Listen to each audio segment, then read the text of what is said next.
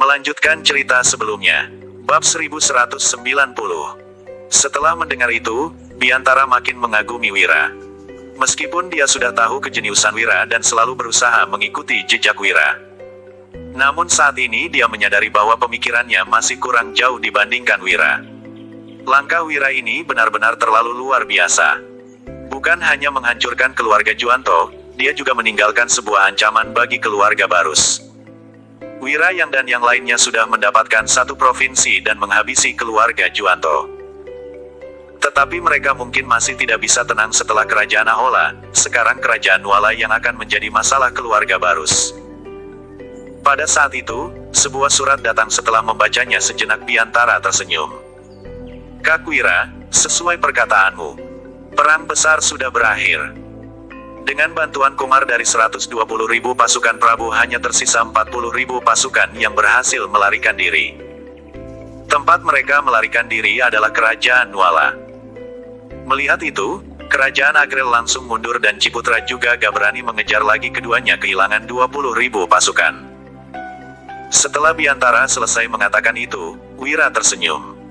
Sepertinya Raja Tanui ini juga sangat cerdik. Karena dia tetap meninggalkan masalah ini untuk keluarga Barus. Dengan cara itu, Raja Tanui juga bisa lebih mudah mempertahankan satu provinsinya. Sudah berakhir. Perintahkan semua anak buahmu untuk membersihkan semua afiliasi keluarga Barus di Provinsi Lowala, kata Wira secara langsung. Setelah mendengar perkataan itu, Biantara tertegun sejenak. Nggak mau tunggu mereka, yang memanggil afiliasi mereka kembali saja. Biantara juga tahu, mulai saat ini Provinsi Lowala akan menjadi milik mereka.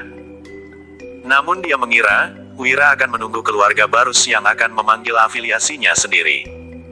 Aku nggak ingin tunggu lagi. Lagi pula, apa mereka akan sukarela menarik pasukan mereka keluar? Lebih baik kita sendiri yang bertindak saja. Entah secara terang-terangan atau diam-diam, pokoknya usir keluar semua orang keluarga Barus. Tapi hartanya, berikan saja kepada mereka, kata Wira sambil tersenyum.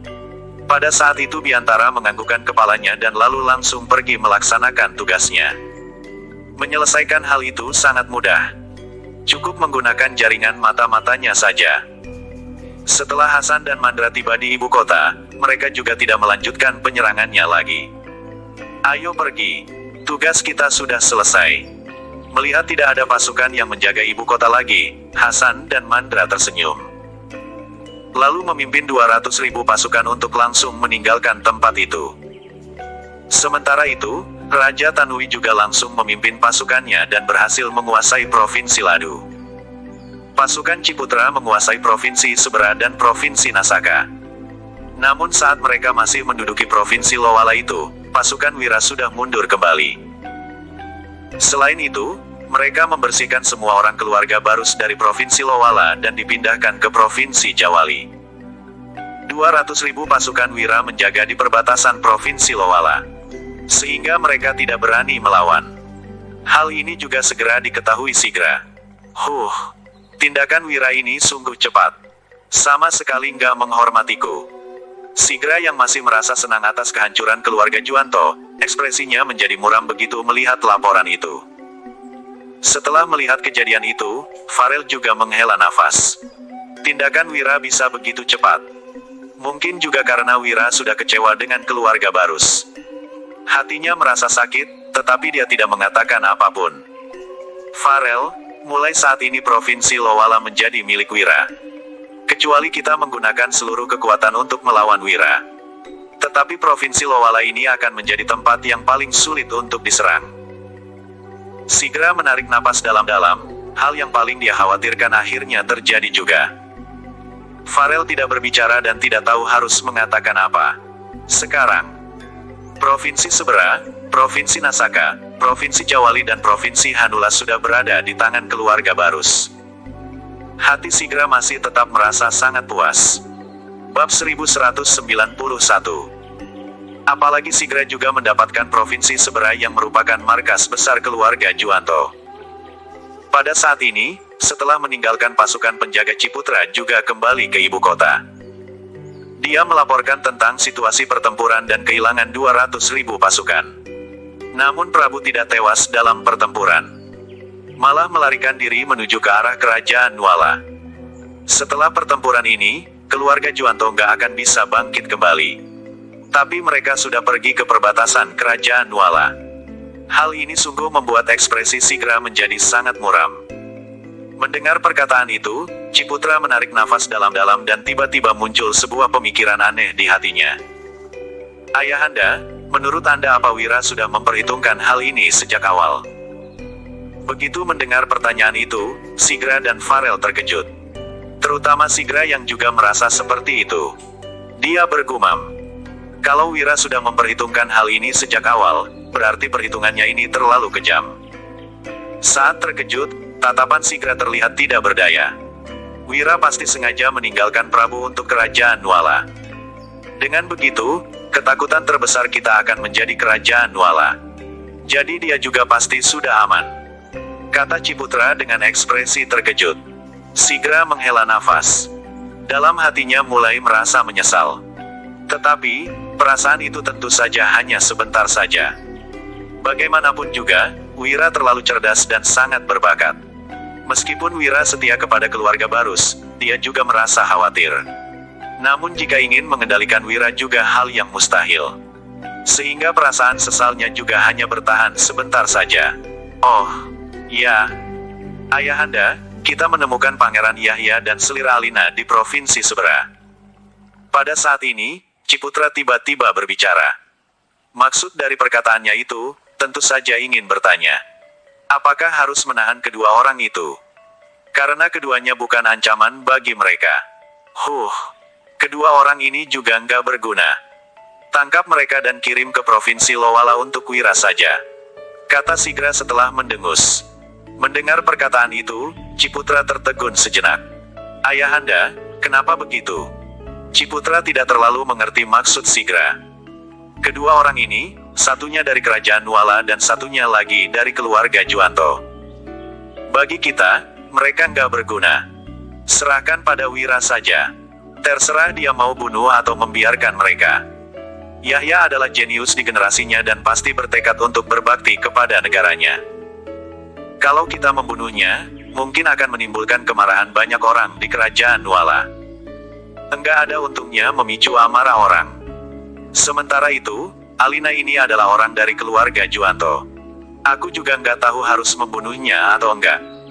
Jadi serahkan kepada Wira adalah cara terbaik. Setelah mendengar perkataan itu, Ciputra menganggukkan kepalanya. Baiklah Ayahanda, kalau begitu aku akan mengirim kedua orang ini ke tempat Wira saja. Pada saat ini Prabu dan Kumar langsung melarikan diri menuju kerajaan Nuala bersama dengan 40.000 pasukannya. Dengan kekuatan pasukannya, mereka dengan mudahnya menguasai sebuah kota. Saat ini, di dalam kediaman penguasa kota ekspresi Prabu dan Kumar sangat muram. Mereka tentu saja merasa sangat kesal. Karena mereka sudah melakukan banyak hal, tetapi pada akhirnya mereka malah berakhir seperti ini. Ayahanda, kita sudah kalah telak, semua ini kesalahanku. Setelah menghela nafas Prabu langsung berbicara. Mendengar perkataan itu, Kumar sama sekali tidak menyalahkan Prabu dan langsung berkata, kita terlalu tergesa-gesa. Ini bukan kesalahanmu tapi salah ayah. Bab 1192. Masalah sudah sampai seperti ini. Sehingga tidak ada gunanya membahas siapa yang salah lagi. Kumar adalah orang yang berlapang dada. Meskipun kalah, bukan berarti mereka rugi sepenuhnya. Setidaknya mereka masih memiliki 40.000 pasukan. Sebelum pergi, mereka juga mengambil banyak harta keluarga Juanto. Sehingga masih ada peluang untuk bangkit kembali meskipun tidak akan semudah itu. Ayah, apa yang harus kita lakukan? Sekarang, ini adalah wilayah kerajaan Nuala. Mungkin mereka sudah tahu kalau kita menyerang wilayah mereka. Kalau Yuda memimpin 60.000 pasukan kemari, takutnya kita nggak bisa melawan. Kita sudah pasti mati kalau kerajaan Nuala bekerja sama dengan keluarga Barus, ucap Prabu dengan panik. Terlihat jelas, ada kecemasan pada tatapannya. Mendengar ini Kumar menarik nafas dalam-dalam dan menyahut. Sepertinya, satu-satunya cara untuk sekarang adalah bergabung dengan kerajaan Nuala. Pada saat yang sama, Jihan sedang berada di kamar tidurnya. Tiba-tiba Saika masuk dan membawa Yuda. Ekspresi keduanya tampak masam. Apa yang terjadi? Tanya Jihan dengan jantung berdebar-debar. Dia tahu Yuda datang karena ada masalah yang terjadi. Mendengar ini, Yuda pun menyahut. Yang mulia, kerajaan Ahola telah dihancurkan kerajaan Barus. Jihan sontak tercengang mendengarnya. Dia bertanya lagi kenapa bisa begini. Jihan sulit mempercayai informasi ini. Lagi pula, keluarga Juanto yang mendeklarasikan kemerdekaan terlebih dahulu. Kekuatan mereka juga sebanding dengan keluarga Barus. Jadi, bagaimana mungkin keluarga Barus menghancurkan kerajaan mereka semudah itu? Ini karena keluarga Barus, Wira dan kerajaan Agrel bekerja sama. Masing-masing akan memperoleh provinsi. Kini Wira menguasai provinsi Lowala dan kerajaan Agrel menguasai provinsi Ladu. Sementara itu, keluarga Barus menguasai provinsi Sebera, provinsi Jawali, provinsi Hanula dan provinsi Nasaka. Jelas Yuda. Jihan mengerti. Lalu dia bergumam dengan cemas. Jangan-jangan, Wira sudah berniat untuk menguasai dunia. Yuda menarik nafas dalam-dalam. Sesudah merenung sejenak, dia menceritakan keseluruhan kejadiannya. Termasuk sandiwara keluarga Barus dengan Wira. Hanya saja, Yuda dan Jihan sama-sama merasakan kejanggalan. Setelah menempati provinsi Lowala, hal pertama yang dilakukan Wira adalah menyingkirkan semua pasukan keluarga Barus. Sepertinya ada masalah di antara mereka. Sumber masalahnya mungkin terjadi saat Wira memasuki istana. Lanjut Yuda. Aku sudah mengerti, sepertinya keluarga Barus ingin meniru Raja Bakir yang menundukkan Wira. Sayangnya, mereka gagal benar begitu. Timpal Jihan. Benar. Pasti seperti itu yang mulia, kita tidak perlu memikirkan masalah itu. Ada yang lebih penting untukmu sekarang. Keluarga Juanto menempati wilayah kerajaan Nuala. Mereka menempatkan 40.000 pasukan di sana. Jelas Yuda. Jihan menyipitkan matanya sambil bertanya. Keluarga Juanto sudah buntu, jadi ingin melakukan sesuatu terhadap kerajaan Nuala. Kurang tepat. Mereka pasti ingin membelot kepada kita. Yuda tentu memahami maksud Jihan. Bagaimanapun, 40.000 pasukan itu tidak mungkin sanggup melawan kerajaan Nuala. Begitu kerajaan Nuala bekerja sama dengan keluarga Barus, mereka hanya akan mati. Jadi, keluarga Juanto tidak mungkin berani menyerang kerajaan Nuala. Tidak ada gunanya. Meskipun mereka menempati satu kota.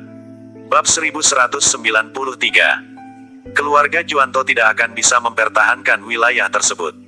Mendengar ini, Yuda pun bertanya. Yang mulia, apa pendapat Anda? Maksud Yuda, tentu saja apakah Jihan akan menerima keluarga Juanto atau melenyapkan mereka. Selain kedua ini, tidak ada pilihan lain lagi.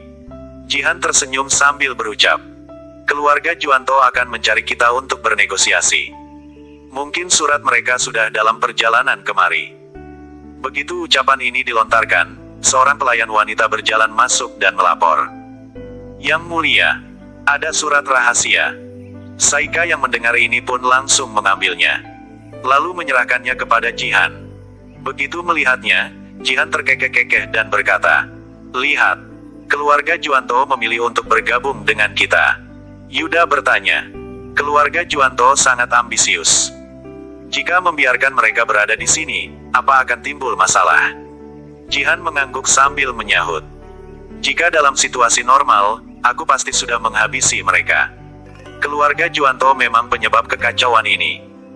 Tapi, nggak ada musuh sejati ataupun teman sejati di dunia ini. Keluarga Juanto tahu, mereka nggak mampu menguasai dunia. Wajar jika menginginkan kemuliaan dan kekuasaan.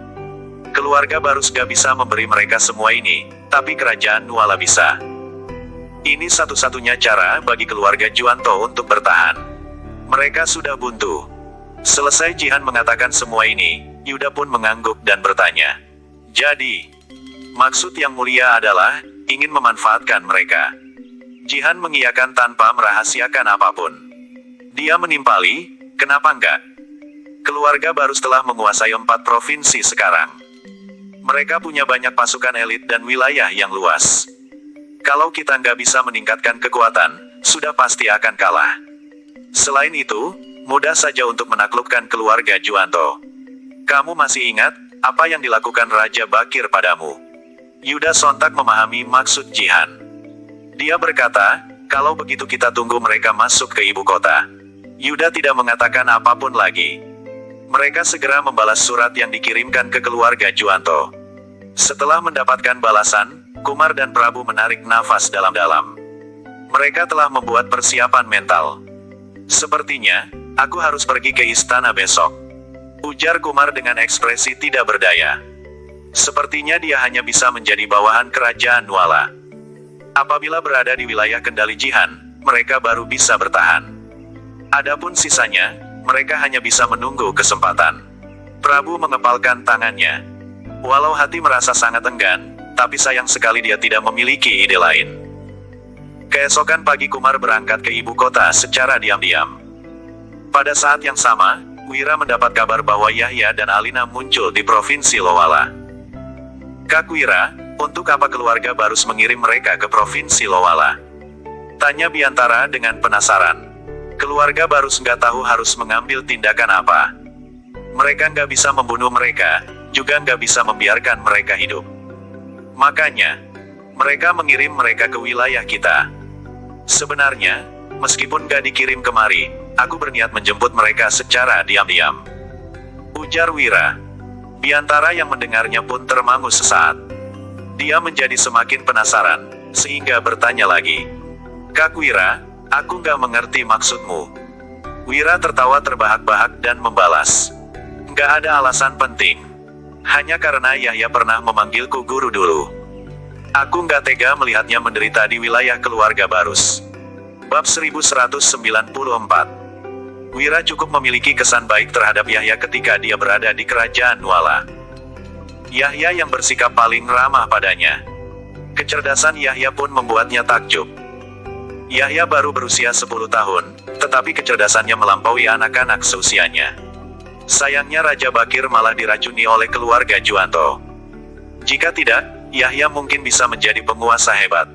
Siapkan kediaman, dan bawa mereka kemari. Aku ingin menemui Yahya, perintah Wira. Di sisi lain, Yahya, Alina dan beberapa pelayan yang mengikuti mereka merasa sangat gugup. Alina menatap Yahya sambil bertanya dengan cemas. Yahya, kita berada di wilayah kekuasaan Wira. Apa dia akan membunuh kita? Yahya menggeleng sambil menjawab. Nggak akan. Guru orang paling baik dan ramah di dunia ini. Wira baik dan ramah?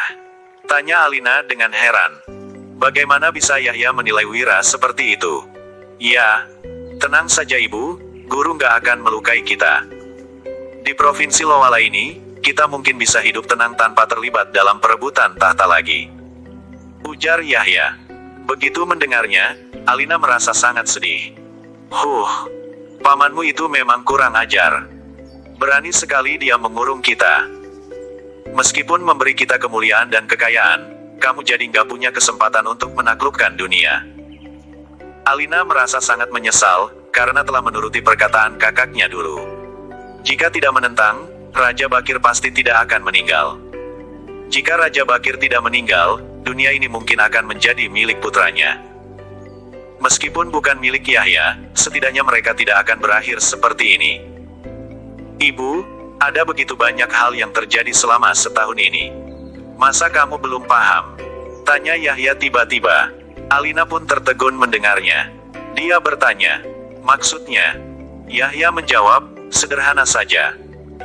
Kebahagiaan bukan tentang seberapa besar kekuasaan yang kamu miliki, melainkan seberapa bebasnya kehidupanmu. Sesudah merenungkannya sesaat, Alina akhirnya memahami. Putranya benar, apa gunanya kekuasaan? Kalau pada akhirnya masih kebebasan yang lebih penting. Apa kita bisa hidup bebas di Provinsi Lowala? Tanya Alina setelah menarik nafas dalam-dalam. Tentu saja. Guru nggak akan mengekang kita. Jawab Yahya dengan tersenyum.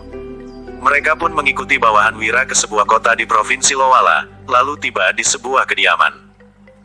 Wira sudah menyiapkan makanan lezat untuk para tamu ini, yaitu hotpot yang sangat disukainya. Kak Wira, aku sudah membawa mereka. Lapor Biantara sembari menghampiri bersama Yahya dan Alina. Yahya langsung bersujud untuk memberi hormat. Yahya memberi hormat kepada guru. Wira tergelak, lalu segera memapahnya dan berkata, "Pangeran, nggak perlu sesungkan ini. Guru, jangan panggil aku dengan sebutan itu lagi. Panggil saja namaku langsung. Dunia ini nggak ada kaitannya denganku lagi." Jelas Yahya dengan tatapan tegas, nada bicaranya terdengar sangat tulus. Wira pun tersenyum, lalu mengelus kepala Yahya dan berucap, "Kamu memang cerdas. Aku sangat senang melihatmu telah memahami begitu banyak hal." Yahya adalah anak paling cerdas yang pernah ditemui Wira. Perkataan ini jelas menunjukkan bahwa Yahya jauh lebih bijaksana daripada anak lain. Yahya menyerah atas perjalanan menjadi penguasa dengan lapang dada. "Terima kasih atas pujian guru," sahut Yahya sembari tersenyum lebar. Bab 1195. "Silakan duduk," ucap Wira sambil melirik Alina sekilas. "Tuan Wira nggak perlu begitu sungkan denganku lagi. Panggil saja aku Kak Alina," ujar Alina. Yahya sudah tidak berniat untuk menguasai dunia, jadi untuk apa status selir agung ini? "Hehe. Baiklah, aku sudah menyiapkan pesta penyambutan untuk kalian," sahut Wira. Mereka mulai makan setelah semuanya duduk. Ini pertama kalinya Alina dan Yahya memakan makanan selesat ini. Keduanya merasa sangat takjub. Bahkan merasa sangat gembira selama makan. "Yahya, kediaman ini hadiah untukmu. Tempat ini akan menjadi rumahmu. Omong-omong, apa kamu sudah punya rencana?" tanya Wira. Yahya tersenyum sambil menimpali. "Awalnya aku belum ada rencana. Tapi sekarang sudah ada." Wira pun tertegun mendengarnya. Dia menjadi penasaran, sehingga bertanya, "Apa rencanamu?" "Aku ingin mengikuti guru berbisnis," sahut Yahya. Dia tentu harus punya cara untuk melangsungkan hidup. Dengan otak cerdasnya, dia pasti cocok menjadi seorang pembisnis. Wira tertawa terbahak-bahak sebelum berucap, "Kamu memang pintar. Oke. Kalau begitu, aku setuju untuk mengajarimu." Sebenarnya, bagi seorang pangeran yang bermartabat seperti Yahya, mengikuti Wira berbisnis tentu bukan suatu hal yang terhormat. Namun, tidak ada yang kekal di dunia ini. Sudah seharusnya manusia menerima perubahan. Yahya tahu apa yang ingin dilakukannya. Dan dia juga tahu apa yang ingin didapatkannya. Daripada hanya berangan-angan, lebih baik dia melakukan sesuatu. Setidaknya, dia bisa bertahan hidup jika mengikuti Wira. Ketika Wira dan Yahya masih membahas tentang bisnis, Kumar telah dikawal masuk ke istana. Dia dibawa ke hadapan Jihan. Kumar menarik nafas dalam-dalam, lalu bersujud dan memberi hormat. "Salam yang mulia." Jihan tak kuasa tersenyum melihat penampilan Kumar yang seperti ini. Dia berkata, "Berdirilah." Kumar segera berdiri. Dia bersujud juga karena dipaksa keadaan. Sesudah itu, Jihan bertanya, "Kumar, 40.000 pasukanmu telah menempati satu kotaku. Tapi kamu malah ingin menemuiku. Apa maksud dari semua ini?" Mendengar ini, Kumar buru-buru membalas, "Yang mulia, saya ingin bergabung dengan kerajaan Nuala kembali." Jawaban ini tidak membuat Jihan terkejut. Jihan bertanya lagi, "Oh, bergabung? Kamu ini penguasa kerajaan Ahola. Posisi apa yang kamu inginkan setelah tunduk pada kerajaan Nuala? Apa kamu ingin menjadi raja?" Jihan jelas-jelas menyindirnya. Tetapi Kumar sama sekali tidak marah. Hal ini karena dia tahu Jihan sedang menyelidiki seberapa tulus dirinya untuk tunduk. "Yang mulia, tolong jangan marah. Saya sudah mendapatkan karma buruk. Saya sekarang akan menuruti semua pengaturan yang mulia. Jika ingin saya menjadi rakyat biasa, saya tidak akan menolak. Jika ingin saya menjadi pejabat, saya juga akan menuruti yang mulia," ucap Kumar tanpa ragu sedikitpun.